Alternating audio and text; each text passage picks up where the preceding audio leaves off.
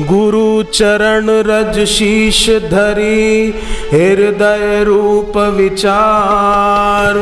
श्री आशा रामायण कहूँ, वेदांत को सार।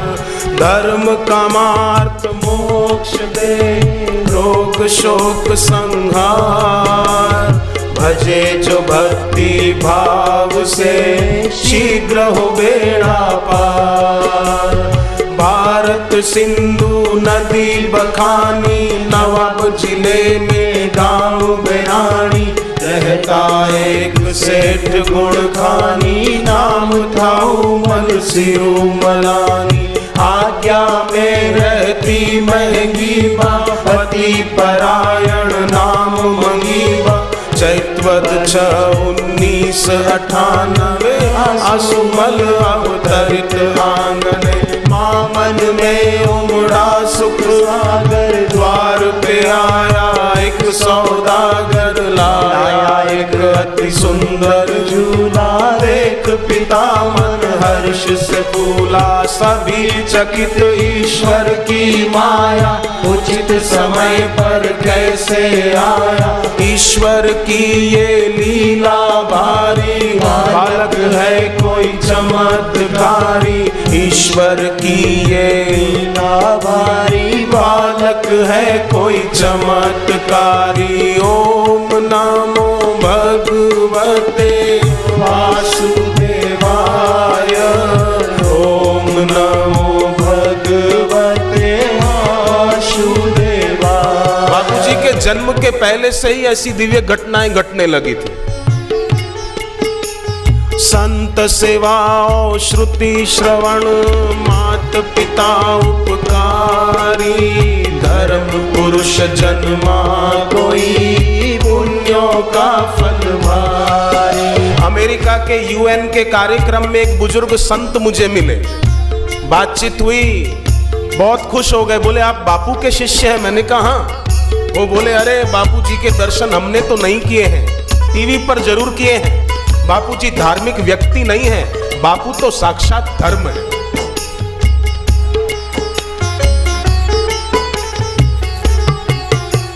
सूरत थी बालक की सलोनी, आते ही कर दी अनहोनी। समाज में थी मान्यता जैसी, प्रचलित एक कहावत ऐसी। 3 बहन के बाद जो आता, पुत्र महत्रे खंड कहलाता।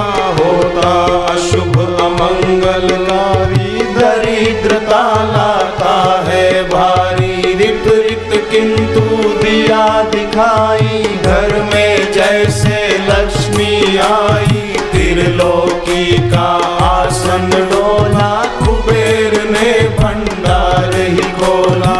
मान प्रतिष्ठा और बढ़ाई, सबके मन सुख शांति छाई। मान प्रतिष्ठा और बढ़ाई, सबके मन सुख शांति छाई। ओम नमो भगवते वासुदेवाय, ओम नमो भगवते वासुदेवाय, ओम नमो भगवते वासुदेवाय, ओम नमो भगवते वासुदेवाय। दे दे मक्खन मिश्री कूजा, माँ ने सिखाया ध्यान और पूजा। लोगों ने कहा था आपके घर में संपत्ति कम हो जाएगी, पर और बढ़ी। और 2.5 साल की उम्र में माँ ने सिखाया ध्यान और पूजा। कुलगुरु परशुराम आए तो देखा कि आहा, गीता की दैवी संपदा बचपन में इनकी आंखों में दिखाई दे रही है। एक दिना था उमल द्वारे, कुल गुरु परशुराम पधारे। ज्यों ही वे बालक को निहारे, अनायास ही सहसा पुकारे। यह नहीं बालक साधारण, दैवी लक्षण तेज है कारण। नेत्रों में है सात्विक सात्विक लक्षण, इसके कार्य बड़े विलक्षण। यह तो महान संत बनेगा, लोगों का उद्धार करेगा। सुनी गुरु की भविष्यवाणी, गद गद हो गए शिरोमणि। माता ने भी माथा चूमा, हर कोई ले करके घूमा। माता ने भी माथा चूमा, हर कोई ले करके घूमा। ओम नमो भगवते वासुदेवाय, ओम नमो भगवते वासुदेवाय।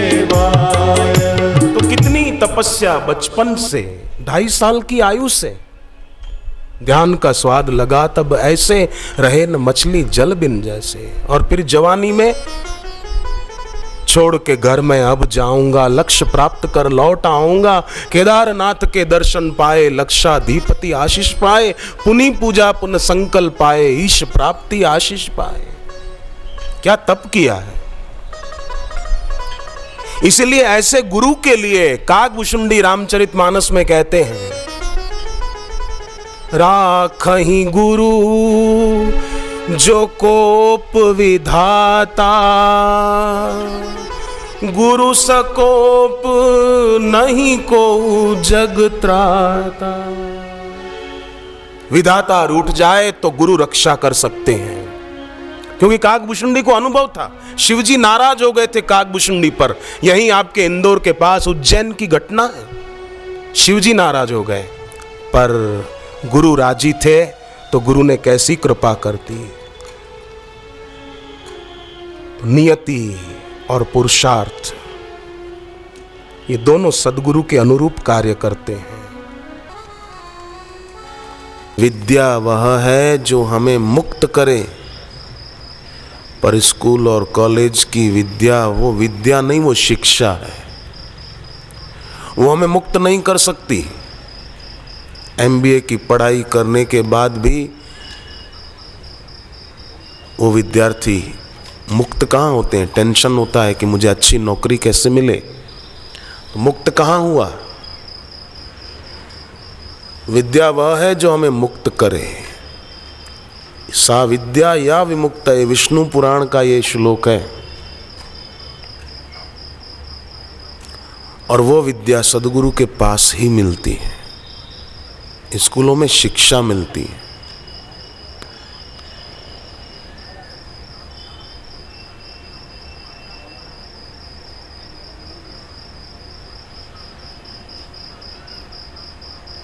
हाँ, आज से 125-150 साल पहले जब स्कूल कॉलेज नहीं थे, तब विद्यार्थी गुरुकुल में वेद पढ़ते थे, उपनिषदें पढ़ते थे, स्मृति ग्रंथ पढ़ते थे और प्रखर प्रज्ञा के धनी बनते थे।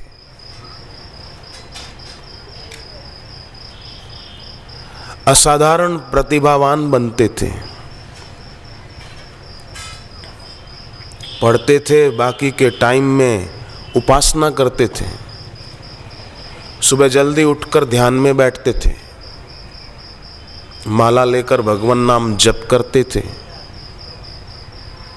आजकल तो कईयों को सुबह जप करने में भी संकोच का अनुभव होता है कि कौन करे। कॉलेज में कई विद्यार्थी ऐसे भी होते हैं कि जो जप करने वालों की मजाक उड़ाते हैं कि देखो ये बड़े भक्त हैं, जप करते हैं माला लेकर। पर आप उनकी बातों पर ध्यान मत देना जो यहाँ दीक्षा लेने बैठे हैं। ऐसे कई विद्यार्थी मिलेंगे। मैं उनको विद्यार्थी नहीं कहूँगा, उनको केवल शिक्षार्थी कहेंगे। यहाँ तो गुजराती भाषा का एक शब्द कहूँ तो रोटलार्थी कहेंगे। रोटलार्थी गुजराती शब्द है।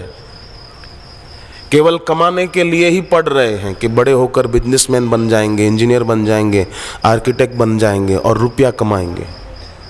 वो विद्यार्थी नहीं है, शिक्षार्थी है और रोटलार्थी है बस। विद्यार्थी तो आज स्कूल कॉलेजों में क्या होता है, केवल विद्यार्थी की स्मृति की परीक्षा होती है। वर्ष भर उसको जो पढ़ाया गया,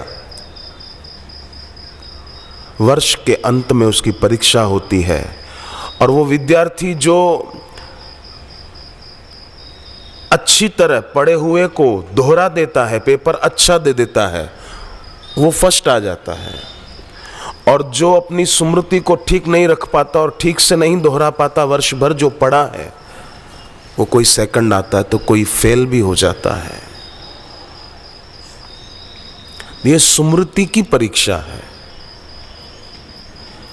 पर जिंदगी कोई टेक्स्ट बुक नहीं है कि आंसर गाइड पढ़कर उत्तर बता देंगे।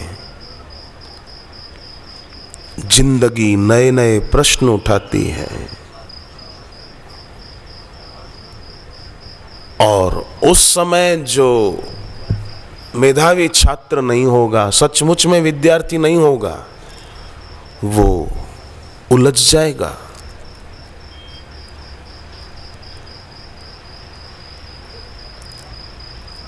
इसलिए स्वामी विवेकानंद की तरह अपनी युवावस्था को ओज और तेज से संपन्न बनाया जाए। जवानी में बाहर से अच्छा दिखने के लिए कई जवान कई तरीके आजमाते हैं, पर केवल बाहर से ही अच्छा दिखने में लगे रहे तो बाहर का सौंदर्य तो स्किन डिप है, किसी काम का नहीं है। ये भीतरी सौंदर्य सच्चा है। महात्मा गांधी जी बोलते थे,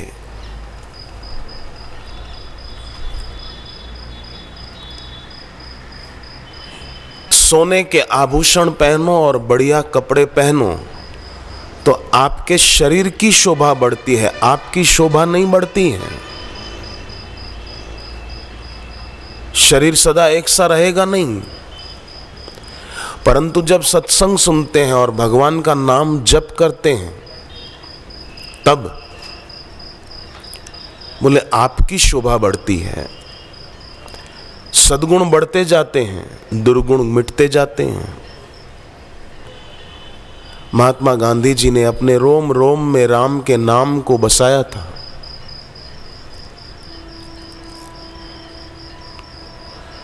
राष्ट्रपिता महात्मा गांधी जी ने ऐसा तो भगवान के नाम को अपने दिल में बसाया था कि जब गोली लगी तो उनके मुख से भगवान का नाम निकला है।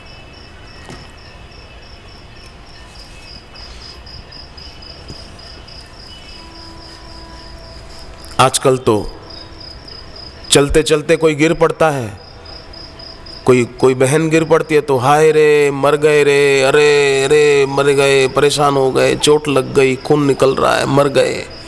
गांधी जी ने ऐसा नहीं बोला हाय मर गया, नहीं, राम राम राम भगवान का नाम निकला है। भगवान के नाम की खूब आदत डालें, चलते फिरते भगवान का नाम मुंह से निकले। ओम हरि, जो ईश्वर का नाम, गुरु मंत्र हो तो गुरु मंत्र मन में ओठों में बोलते रहें। अगर गुरु मंत्र जोर से बोल भी दिया तो सामने वाले को पता नहीं होना चाहिए कि ये इसका गुरु मंत्र है। अगर कभी मुंह से निकल जाए तो अपने को बोलना नहीं है ना ये मेरा गुरु मंत्र। अपना गुरु मंत्र किसी को बताना नहीं चाहिए।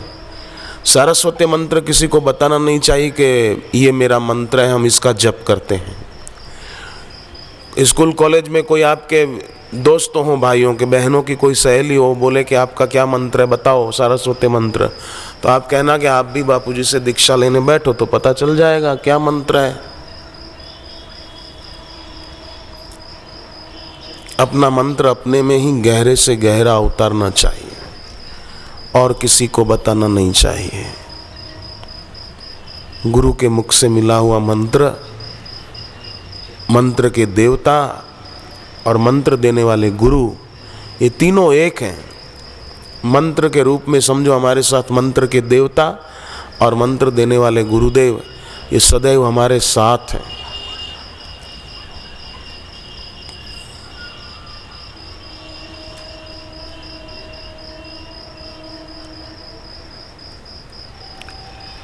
दीक्षा का दिन रामकृष्ण परमहंस जी बोलते थे, दीक्षा का दिन याद रखना चाहिए कि आज के दिन हमको दीक्षा मिली थी, और प्रतिवर्ष उस दिन हो सके तो अनुकूल हो तो उपवास करना चाहिए।